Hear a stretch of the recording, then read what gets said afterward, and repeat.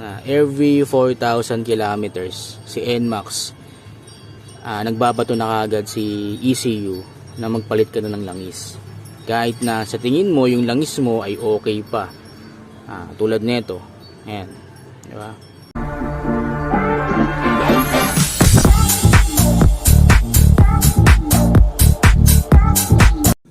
Oh, yun. So yun na nga, mag-change oil na tayo ng ating NMAX version 2. Since tayo ay sinasabihan ng ECU na mag-change oil dahil nag-blink na yung ating oil gauge, no? So yun. So sa pag-change oil ng ating NMAX, ito lang ang kailangan natin. Okay. So kailangan natin ay mga tools, siyempre. So 12. Okay. 12 ang kailangan natin. So 12 lang tayo. Huwag muna tayo dun sa 14 kasi kakalinis lang naman natin nun nakaraang nag-change oil tayo 10 months ago. So yan, ito. So magdo-12 lang tayo. So yan lang siya. So ito lang tayo. Ito lang to. Ito. Ito nyo ba to? Yan, ito lang. Ito. Ito lang ang kukunin natin. Ito, okay naman to. Tsaka na yan. Ito tayo mag-pipihit. Okay. So sa pagpihit, so ito, yan, ang pagpihit dapat pa ganito, pakaliwa, hindi pa kanan. Okay. So dito ako sa side na to kasi may CVT. So ito dapat pakaliwa papunta sa'yo. Okay. Tapos isang bagsak lang. Yan. 1, 2, 3. Okay. Yun lang. Naluwag na yun. Tapos pihiti mo na lang. Okay. Ayan. Pihiti mo na lang.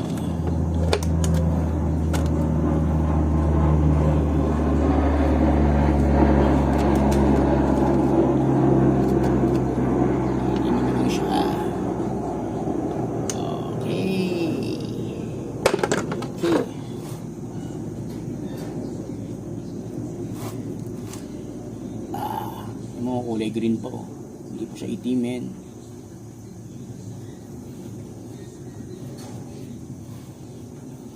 Santayin lang natin, no?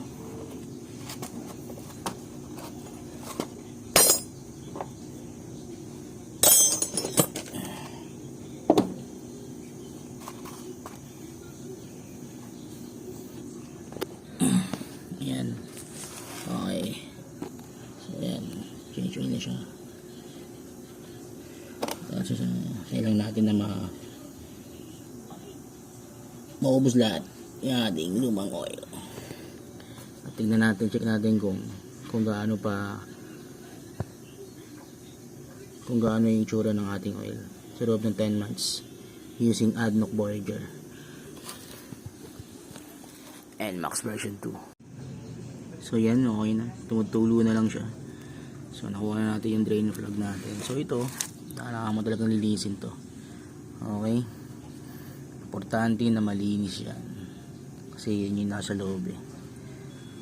Kailangan pumuti yan. So linisin lang natin sa ating kakabit. So mabilis lang naman, no. And then pakita ko rin sa inyo mamaya kung paano mag reset ng oil gauge, no, kung paano mag-reset ng oil gauge. Balik natin sa 0 para malalaman natin kung ilan yung tinatakbo ng ating langis. So, prasan lang natin. Yan. Balik na natin. O nga pala, may washer yan. So, huwag nyo mawalain yung washer. Natatanggal pa naman yan. So, huwag nyo mawalain. Kung paano nyo nakabit, ganun din nyo siya ibabalik. Yan. So, may washer siya, ha. So kabit na natin. So wala nang tumutulo sa ating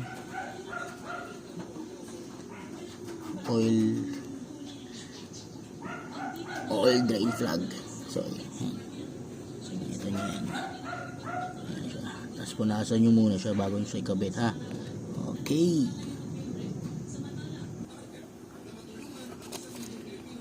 So yun, punasan na natin yung ating drain plug. So sa pagbabalik ng drain plug natin, kanina pag ganito ang pagtanggal o pakaliwa, yan, pag maghihigpit naman, paka na naman pag ganun. Okay, so punasan na natin yan. Punasan ulit natin, tumutulo pa ng konti.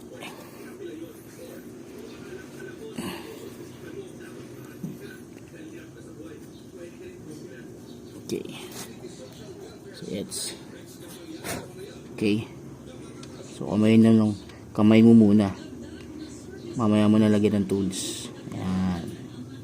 Yan. Kanina pag ganun, di ba? Ganyan. Ngayon naman pag paghigpitan mo na, babalik mo na. Ganyan naman siya. Okay, let's go. Pitin mo muna ng kamay mo. Pag dumulo na, saka mo siya gamitan ng 12 na tools. Yan, okay na. Saka mo siya gamitan ng tools ngayon.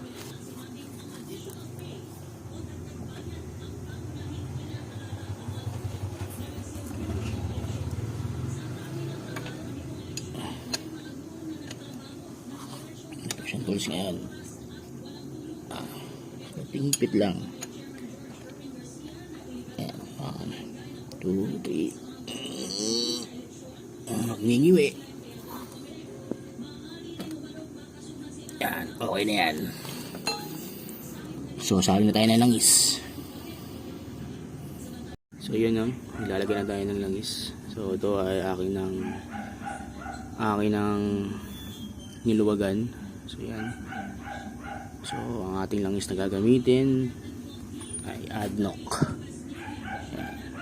Kung nga pala, no, hindi ito sponsored, no. Sarili kong pera binili ko dito.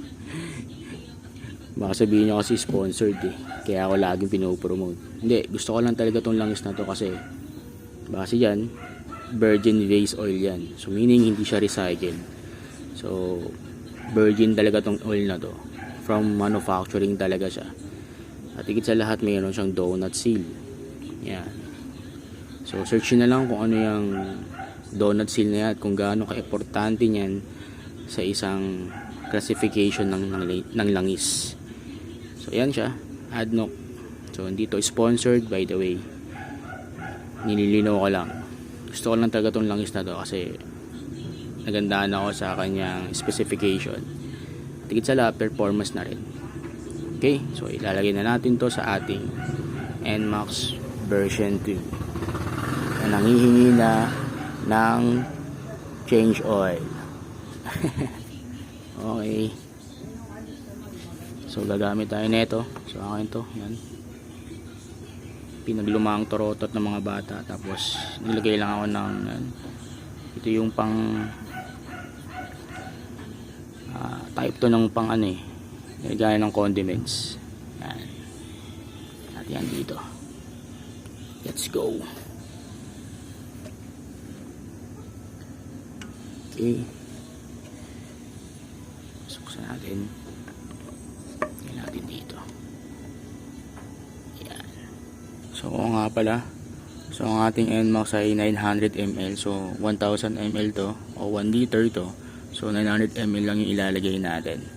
Okay. So, magtitira tayo ng 100 ml. Usually, yung 100 ml yun, nilalagay mo yung sa gear oil, eh. Diba? Pwede naman itong ilagay sa gear oil. Pero, di ko ilalagay. Kasi okay pa yung gear oil ko. Bago pa yun. So, yan. ADNOC Voyager. Salin na natin. Let's go. Okay. Salin na natin. Okay, push na lang muna natin to. Salin na natin tong ADNOC natin. Let's go. So, sasalin, dahan-dahan lang. No?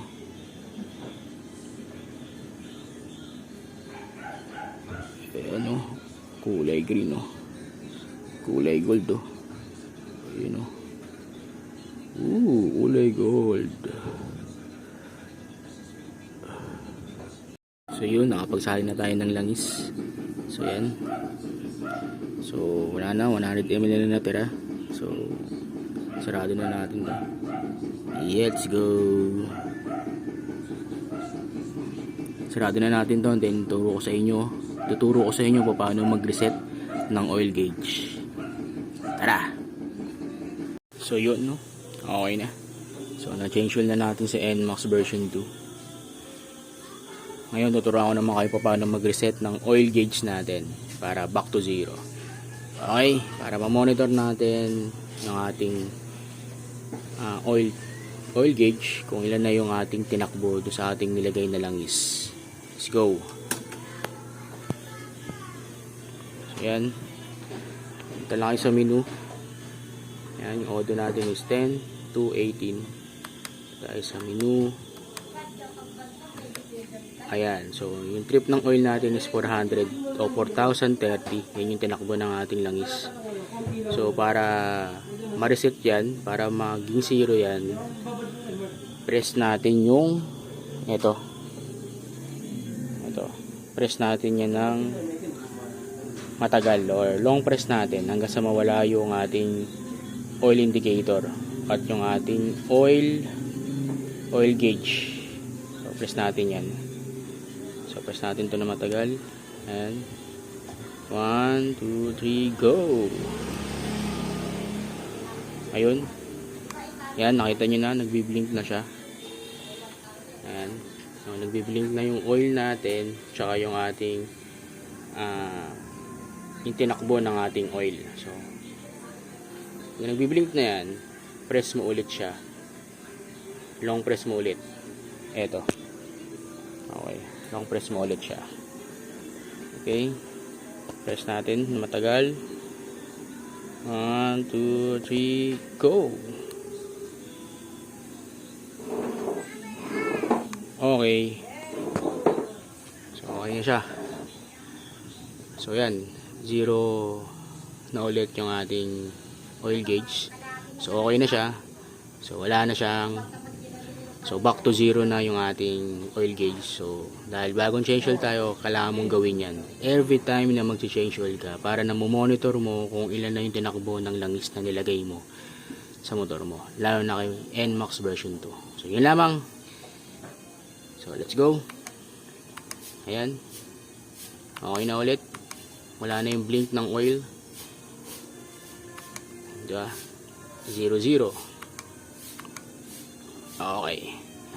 So, paandarin na natin si NMAX para mapainit yung ating makina dahil bagong langis yung ating motor. Let's go.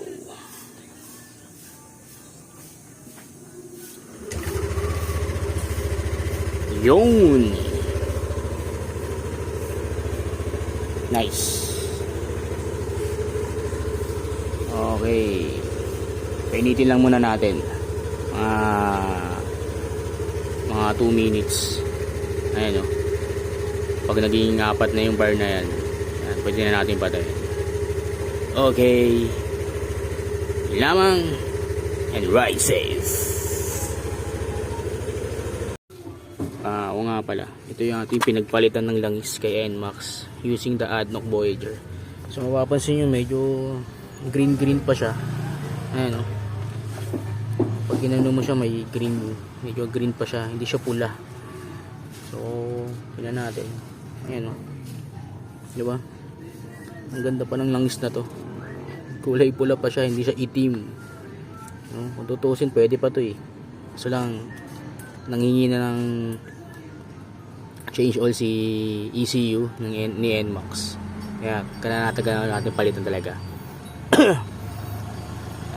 Yun nga yung observation ko. Every 4,000 kilometers si NMAX nagbabato na kagad si ECU na magpalit ka na ng langis. Kahit na sa tingin mo yung langis mo ay okay pa. Tulad nito. Ayan. Diba? Sa akin parang okay pa to eh. Pero since umabot na nga ng 4,000 kilometers yung tinakbo ng langis mo kay NMAX, ayan, magbabato na siya. So, ewan ko dun sa ibang user na kapag umabot ng 2.5, 3,000, nag-i-indicate na agad si ECU na magpalit na ng langis. Pero sa experience ko, kay NMAX version 2, yan, okay pa si ADNOC. Pero 4,000 kilometers na yung tinakbo niya sa loob ng 10 buwan. Nag-indicate na siya na magpalit ka ng langis. So, sa palagay ko, every 4,000 kilometer, si ECU, nagbabato na agad talaga ng signal na magpalit na ng langis. Kahit nasa tingin mo na yung langis mo ay okay pa. Tulad nito. So yun lang ang update natin sa ating ADNOC Voyager at sa ating NMAX version 2. Sana may natutunan kayo at patuloy kayong mag-ingat sa daan. Yun lamang, ride safe and God bless. ADNOC Voyager, kulay pula pa.